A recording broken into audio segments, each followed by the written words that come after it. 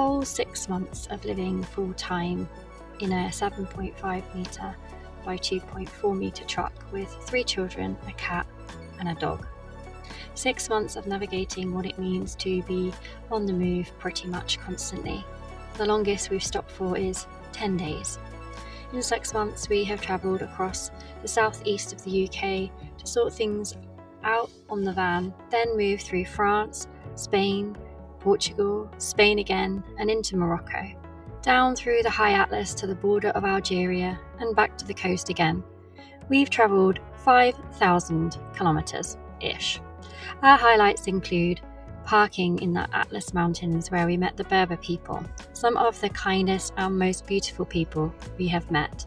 The lows have been Ali and I navigating what it means to exist together in this way, where at times it was sometimes painful to face our challenges head on in a psychotherapy session or more, one or more, in the van, and then everything coming to the surface with nowhere to hide.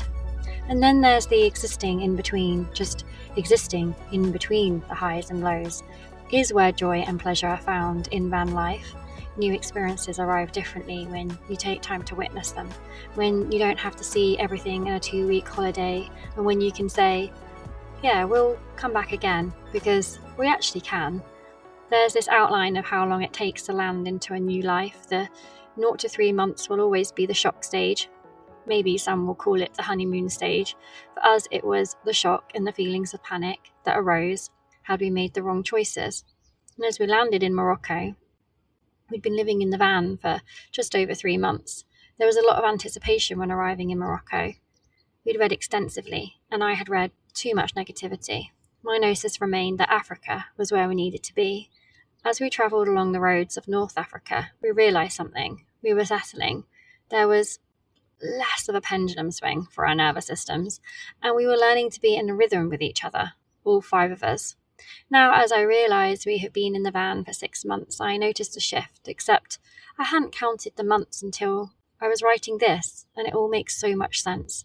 I can feel the rhythm now. Things arise and we can tend to ourselves within them.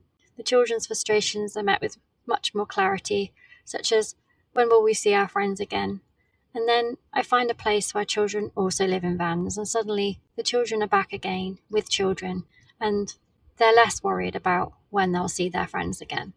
When they think about going back to the UK, it's met with some sadness because they can feel that home exists in this van, and they feel more at home in the joy and experiences travel makes. They can feel this rooted belonging to the van emotionally. Ali and I can feel it too. As we continue to live in Morocco for the next few months, I can only imagine where we will be as we return for our MOT. We aren't the same people now, and we won't be the same people later in the year. This kind of life changes you in every way. The other day we went to a market. Paloma found a headscarf. We tied it in a way that the Moroccans have called her Jack Sparrow. She had some jeans, shorts, and she stood outside the van in her new outfit. I thought, she's not the same 7-year-old who left the UK. And now Arlo has long hair and dons a baseball cap at all times, skating down ramps and haggling with adults for his next purchase with his dirhams. He's, again, not the same 9-year-old who was with us in the UK. Xanthi is navigating her nervous system and continues to find her voice. She has found van life the most challenging, originally refusing to live in a van and finding it hard to let go of her house comforts, such as a bath. Xanthi brings a lot to the surface for us as parents in a way that allows us to take time to acknowledge everyone's deeper needs. She is heard, acknowledged and listened to in a way we wouldn't have had the space for in our lives before. There's a general acknowledgement that after 1 to 2 years, you'll feel full acceptance of a more major life upheaval, such as an international relocation.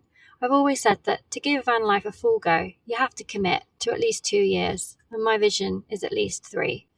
As our time in Morocco extends into its 3rd month, we begin to find ourselves hugging the coastline, unravelling with the sun, the sea, and the joys of being in Africa. Grateful, just beyond grateful, to make this our current reality, with highs, lows, and everything in between.